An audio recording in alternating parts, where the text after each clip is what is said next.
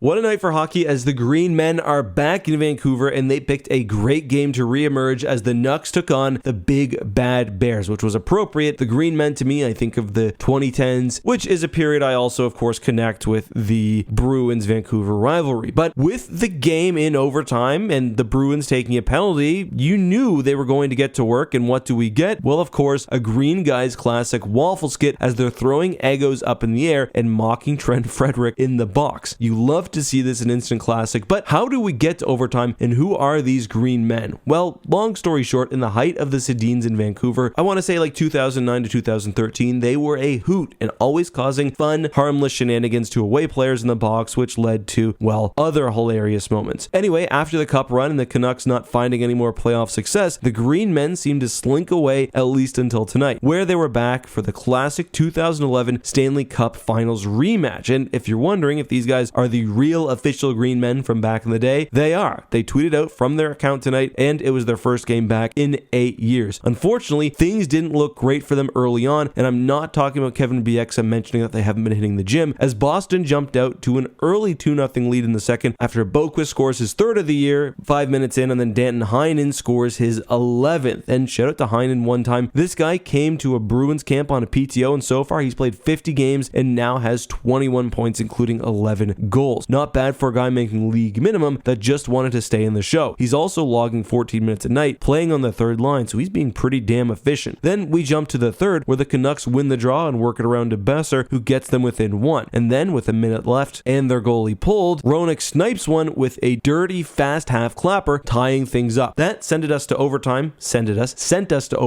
where we come back to our Waffle Boys. Frederick is in the box, waffles are thrown, and we're all caught up as the Canucks are on the PP. And just 15 seconds into that PP, Hughes gets it to Miller, who whips it to Besser, who tips it past Swayman for a second of the night, blowing the lid off the barn. What a game between a couple of the NHL's top dogs, and what a time to be alive. The Green Men are back in Vancouver. Well, at least for one game, but what do you think of their return, and how would you feel if these two met again in the finals? I think there would be very few hockey fans complaining about that, but let us know down below. Also, fun fact, if you don't already know, the only player to play in that 2011 finals and still be with their team is none other than Captain Rat himself, Marshy, and man was he ever a rat in that series.